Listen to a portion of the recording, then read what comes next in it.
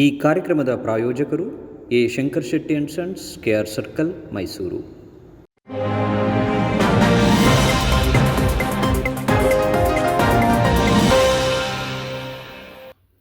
ಬಸವಣ್ಣನವರ ಆಶಯಗಳೆಲ್ಲ ನಮ್ಮ ಸಂವಿಧಾನದಲ್ಲಿ ಅಡಕವಾಗಿವೆ. ಇದನ್ನು ಇಡೀ ಸಮಾಜ ಅರಿತುಕೊಳ್ಳಬೇಕು ಎಂದು ಮುಖ್ಯಮಂತ್ರಿ ಸಿದ್ದರಾಮಯ್ಯ ಕರೆ ನೀಡಿದರು.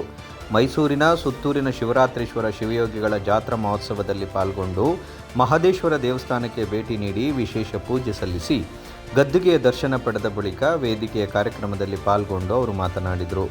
ಜಾತ್ಯತೀತ ಸಮಾಜ ನಿರ್ಮಾಣ ಸಂವಿಧಾನದ ಮೂಲ ಉದ್ದೇಶ.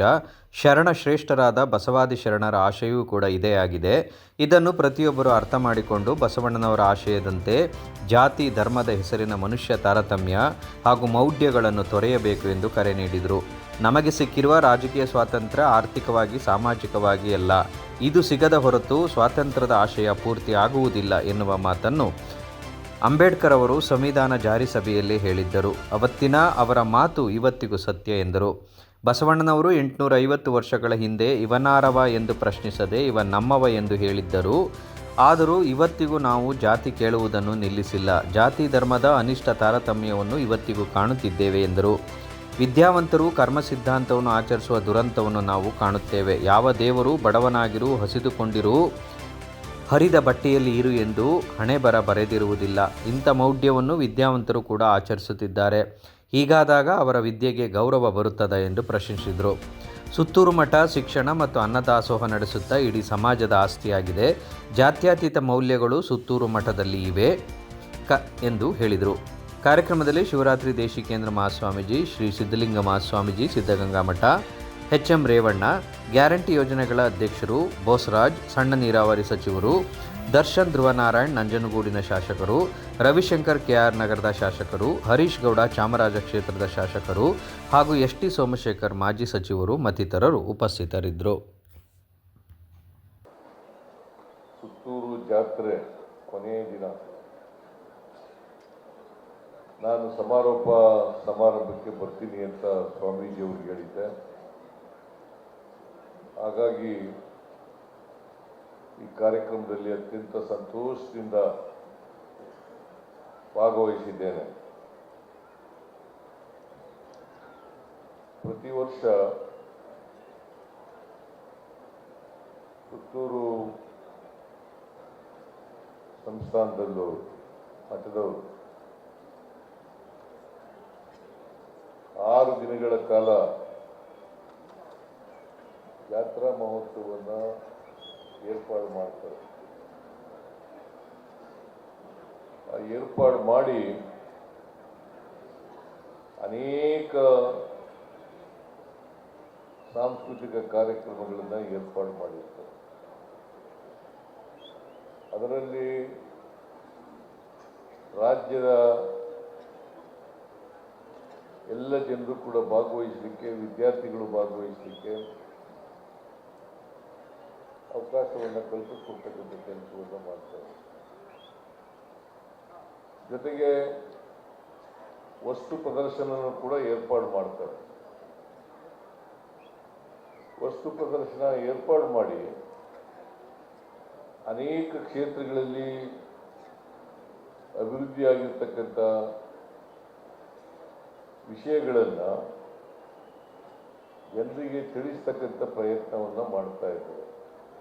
ಮೈಸೂರು ಜಿಲ್ಲೆ ಇರ್ಬೋದು, ಚಾಮರಾಜನಗರ ಜಿಲ್ಲೆ ಇರ್ಬೋದು, ಮಂಡ್ಯ ಇರ್ಬೋದು, ಹಾಸನ ಇರ್ಬೋದು, ಅಥವಾ ರಾಜ್ಯದ ಎಲ್ಲ ಜಿಲ್ಲೆಗಳಲ್ಲಿ ಕೃಷಿ ಕ್ಷೇತ್ರ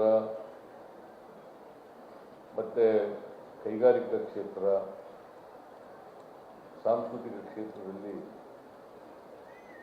ನಮ್ಮಲ್ಲಿ ಆಗಿರ್ತಕ್ಕಂಥ ಬೆಳವಣಿಗೆಗಳು, ಅಭಿವೃದ್ಧಿಗಳು, ಅವುಗಳನ್ನು ಜನರಿಗೆ ತಿಳಿಸ್ತಕ್ಕಂಥ, ಜನರಲ್ಲಿ ಜಾಗೃತಿಯನ್ನು ಉಂಟು ಮಾಡ್ತಕ್ಕಂಥ ಕೆಲಸವನ್ನು ಮಾಡ್ತಾರೆ. ನಮ್ಮದು ದೇಶ ಕೃಷಿ ಪ್ರಧಾನವಾದಂಥ ದೇಶ. ಗುಡಿ ಕೈಗಾರಿಕೆಗಳಿಂದ ಕೂಡಿರ್ತಕ್ಕಂಥ ದೇಶ. ಈ ದೇಶದಲ್ಲಿ ಕೃಷಿ ಮತ್ತು ಕೈಗಾರಿಕೆ ಬೆಳವಣಿಗೆ ಆದರೆ ನಾಡು ಅಭಿವೃದ್ಧಿ ಆಗಲಿಕ್ಕೆ ಸಾಧ್ಯ ಆಗ್ತದೆ. ಜೊತೆಗೆ ಮೈಸೂರನ್ನು ಒಂದು ಸಾಂಸ್ಕೃತಿಕ ನಗರ ಅಂತೇಳಿ ನಾವು ಕರಿತೀವಿ. ಯಾಕಂದರೆ ಮೈಸೂರು ಯಾವತ್ತೂ ಕೂಡ ಸಾಂಸ್ಕೃತಿಕ ಕ್ಷೇತ್ರದಲ್ಲಿ ತನ್ನದೇ ಆದಂಥ ಛಾಪನ್ನು ಮೂಡಿಸಿರ್ತಕ್ಕಂಥ ಜಿಲ್ಲೆ. ಹಿಂದೆ ಮೈಸೂರು, ಚಾಮರಾಜನಗರ ಇವರು ಒಟ್ಟಿಗೆ ಇದ್ದಂಥ ಜಿಲ್ಲೆಗಳು ಈಗ ಬೇರೆ ಬೇರೆ ಜಿಲ್ಲೆಗಳಾಗಿದ್ದಾವೆ. ಚಾಮರಾಜನಗರ ಬೇರೆ ಜಿಲ್ಲೆ ಆಗಿದೆ, ಮೈಸೂರು ಬೇರೆ ಜಿಲ್ಲೆ ಆಗಿದೆ. ಎರಡೂ ಜಿಲ್ಲೆಗಳು ಒಟ್ಟಿಗೆ ಇದ್ದಂತೆ. ನಾವೆಲ್ಲ ಒಟ್ಟಿಗೆ ಜಿಲ್ಲೆಯಲ್ಲಿ ಇದ್ದವು. ಸೊ ಹಾಗಾಗಿ ಮೈಸೂರು ಜಿಲ್ಲೆ ಇದೆಯಲ್ಲ, ಸಾಂಸ್ಕೃತಿಕ ರಾಜಧಾನಿ ಅಂತ ಯಾಕೆ ಕರೀತದೆ ಅಂತಂದರೆ, ಇಲ್ಲಿ ವಿಶೇಷವಾಗಿ ಮೈಸೂರು ಜಿಲ್ಲೆಯಲ್ಲಿ ಜಾನಪದ ಕಲೆ ಇದೆಯಲ್ಲ, ಆ ಜಾನಪದ ಕಲೆಗೆ ಭಾಳ ಜನ ಹೆಚ್ಚು ಅದಕ್ಕೆ ಬೆಂಬಲವನ್ನು ಕೊಡ್ತಕ್ಕಂಥದ್ದು. ಜಾನಪದ ನಾಡು ಅಂತೇಳಿ ನಾವು ಕರಿಬೋದು ಇದನ್ನು. ಮೈಸೂರು ಜಿಲ್ಲೆಯನ್ನು, ಚಾಮರಾಜನಗರ ಮೈಸೂರು ಜಿಲ್ಲೆ ಇದೆಯಲ್ಲ, ಜಾನಪದ ತವರೂರು ಅಂತ ಕರೆದರೂ ಕೂಡ ತಪ್ಪಾಗಲಿಕ್ಕಿಲ್ಲ ಅಂತಕ್ಕಂಥದ್ದು ನನ್ನ ಭಾವನೆ.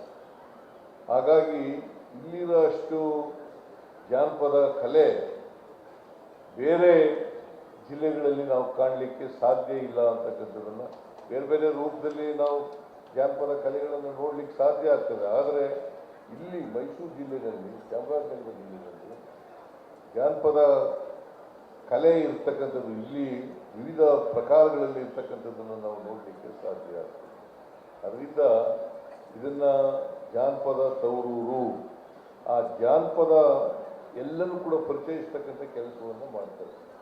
ಜನರಿಗೆ ಅದು ಪರಿಚಯ ಆಗಬೇಕು, ಅದು ಉಳಿಬೇಕು, ಅದು ಬೆಳೀಬೇಕು, ಅದರ ರಕ್ಷಣೆ ಆಗಬೇಕು ಅಂತಕ್ಕಂಥದ್ದು ಉದ್ದೇಶ.